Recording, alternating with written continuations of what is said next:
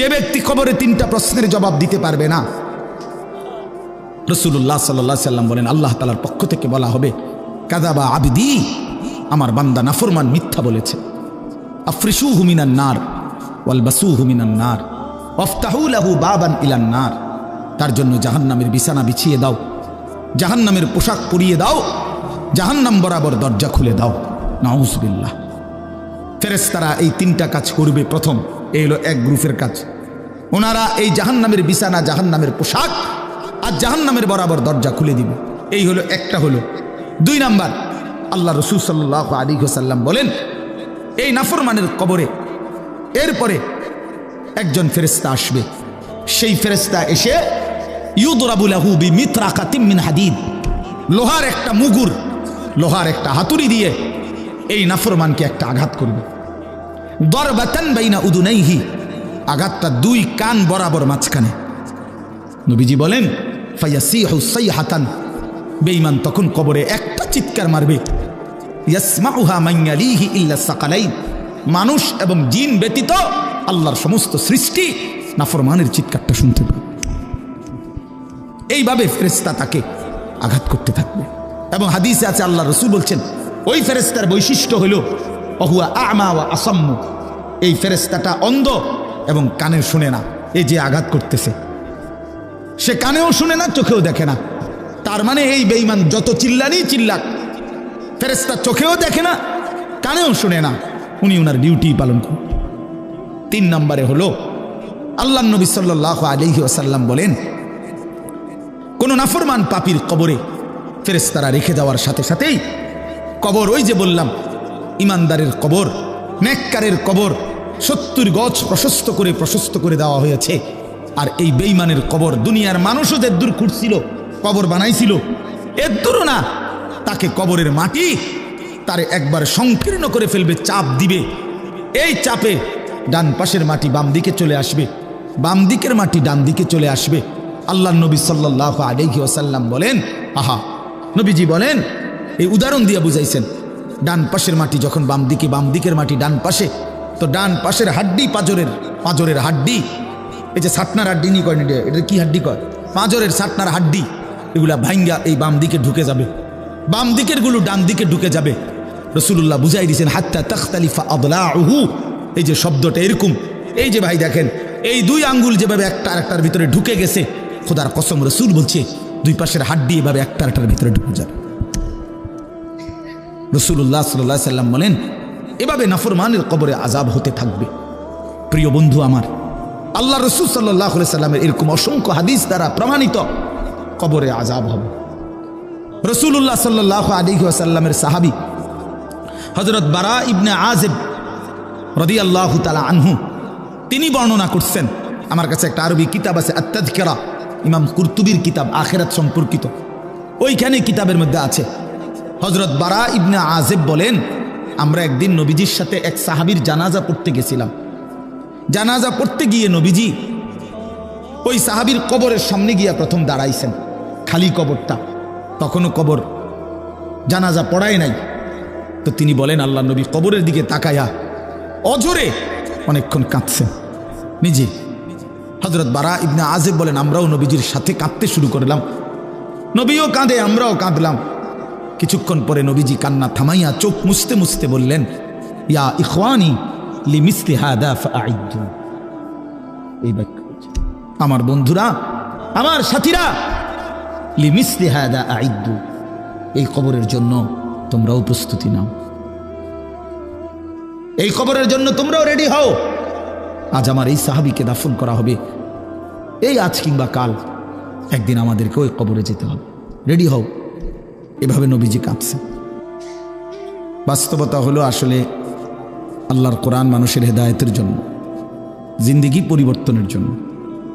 এজন্য প্রত্যেকেই হিসাব করা উচিত। ইস্তাফতি কলবাক, নবী সাল্লাল্লাহু আলাইহি ওয়াসাল্লাম বলছেন তুমি তোমার দিলকে জিজ্ঞেস করো কি হালাত। ইজা সাররাতকা হাসানাতুকা ওয়া সাআতকা সাইয়্যাতুকা ফাআনতা মুমিন, যদি নেক কাজ করতে তোমার খুশি লাগে, মন্দ এবং গুনাহের কাজ করতে অপছন্দ লাগে, কষ্ট লাগে, তো বুঝবা তুমি মুমিন। তাহলে নিজের ইমানের হালাত নিজেই যাচাই করা সম্ভব, যে আমার হালাত কি, আমার দিলের মধ্যে মানসিকতাটা কি, নেক কাজ করতে আগ্রহ আর গুনাহের কাজের প্রতি ঘৃণা, এইটা আমার ইমানের পরিচয়। কোরআনুল কারীমের মধ্যে আছে, আল্লাহ তাআলা বলেন সাহাবায়ে কেরামের জিন্দেগিটা আল্লাহ এভাবে সাজিয়েছেন, ওয়ালাকিন্নাল্লাহা হাব্বাবা ইলাইকুমুল ঈমানা ওয়া যায়্যানাহু ফি কুলুবিকুম ওয়া কাররাহা ইলাইকুমুল কুফরা ওয়াল ফুসুকা ওয়াল ইসয়ান। আল্লাহ তাআলা বলেন, আমি আমার বন্ধুর সাহাবীদের দিলের মধ্যে ঈমানকে সবচেয়ে প্রিয় বানিয়ে দিলাম। ওয়া যায়্যানাহু ফি কুলুবিকুম, এবং ঈমানকে তোমাদের অন্তরে আল্লাহ বলেন সাহাবীদেরকে একদম সাজিয়ে দিলাম, মানে ইসলামই প্রিয়, ইসলামের সব কিছুই প্রিয়। আর ওয়াকাররাহা ইলাইকুমুল কুফরা ওয়াল ফুসুকা ওয়াল ইসয়ান, এবং তোমাদের নিকট একেবারে অপছন্দনীয় করে দিলাম কুফরিকে, সমস্ত কবিরা গুনাহকে এবং আল্লাহ পাকের যাবতীয় অবাধ্যতাকে। তাহলে ঈমান যার কাছে সবচেয়ে প্রিয়, কুফর, শিরিক, কবিরা গুনাহ, আল্লাহর নাফরমানি, অবাধ্যতা, এটা যার কাছে অপ্রিয়, আল্লাহ তাআলা বলেন উলাইকা হুমুর রাশিদুন, এরাই হচ্ছে সঠিক পথ প্রাপ্ত, হেদায়েত প্রাপ্ত, কল্যাণ প্রাপ্ত, জান্নাতি। তাইলে ভাইয়া হাতে ধরা যে মোবাইলগুলো, এগুলো নামান, একজনও একটা মোবাইলও হাতে তুলবেন না। এই হাতে ধরে রাখছেন যারা, একজনও হাতে ধরে রেকর্ড করবেন না, বললাম, নিষেধ করলাম। যে কথা শুনবেন না আপনি উঠে চলে যান, আপনার মতো শ্রোতা না হলেও চলবে। আমার এমনি শুনেন, ডাইরেক্ট চোখের দিকে তাকায় শুনে। মোবাইল এটার একবার আলগি দেয়, একবার নিচে নামা, একবার খটর মটর করে, এটা অসভ্যতা ছাড়া আর কিচ্ছু না, এটা বদ অভ্যাস ছাড়া আর কিচ্ছু। এটা 24 ঘন্টার এক বদ অভ্যাস, জিন্দিগিটা এটার সাথে মিশাই দিছে, জীবনটাই। যেখানেই যাবা তোমার কাম একটাই, শুধু এই মোবাইল এটা নিয়ে নাড়াচাড়া করো। তোমারে খোদা বানাইছে এই মোবাইল লড়াইতে সারাক্ষণ। কি আশ্চর্য এক জীবন আমাদের। কিছু পাঞ্জাবিওয়ালা টুপিওয়ালার ওই খাসরত, সারা দিন এটা নিয়ে ব্যস্ত, যেখানে যাবে চুরি করে হইলে ওটা উড়াইবে। এটা জীবনের একটা মূল ফিকির, যে মোবাইলে একটা কিছু উড়াইতে পারছে। কি ফায়দা এটাতে ভাই,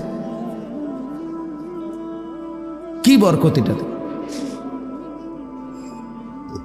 পৃথিবীর সমস্ত বক্তার সাথে যদি কারো একটা ছবি থাকে, তো হাসরের ময়দানে বা কবরে জাহান্নামের আযাব মাফ। বলেন তো কি ফায়দা এতে? অনর্থক। চলেন ভাই এমনি শুনুন। তো বলতেছিলাম, আল্লাহ তাআলা বলেন সাহাবায়ে কেরামের দিলের মধ্যে আল্লাহ তাআলা ঈমান, ইসলামকে প্রিয় বানিয়েছেন, আল্লাহর নাফরমানিটাকে অপ্রিয় বানিয়েছেন। ফলে তাদেরকেই আল্লাহ বলছেন উলাইকা হুমুর রাশিদুন। এই গুণাবলী সম্পূর্ণ হওয়ার কারণে, যে ঈমান সবচেয়ে প্রিয়, ইসলাম সবচেয়ে প্রিয়, কুফর, শিরিক, আল্লাহর অবাধ্যতা, নাফরমানি অপ্রিয়, আল্লাহ বলেন এই কারণেই তারা রাশিদুন, তারা সুপথ প্রাপ্ত জান্নাতি। তাইলে আমাদেরও ঈমানের যাচাই করা উচিত। আমরা যে মুসলমান এটা বোঝা উচিত।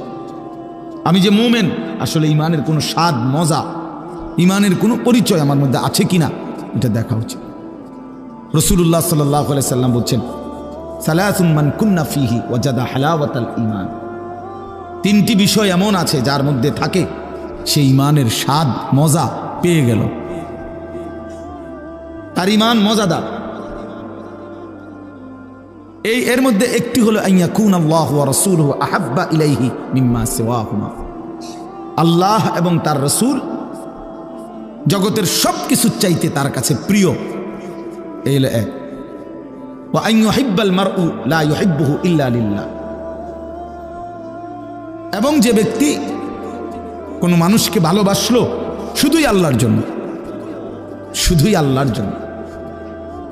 ওয়া আন ইয়াকরাহা আন ইয়াউদা ফিল কুফরি কামা ইয়াকরাহু আন ইউকযাফা ফিন নার। এইটা আমি বলার জন্য বলছি যে আল্লাহ রাসূল সাল্লাল্লাহু আলাইহি সাল্লাম বলেন। এবং 3 নাম্বার হলো যে ব্যক্তির ঈমান এরকম যে একজন মুমিন হওয়ার পরে, মুসলমান হওয়ার পরে কুফুরিতে, আল্লাহর নাফরমানিতে ফিরে যাওয়া তার কাছে এতটা অপছন্দ আগুনে নিক্ষিপ্ত হওয়া যতটা অপছন্দ।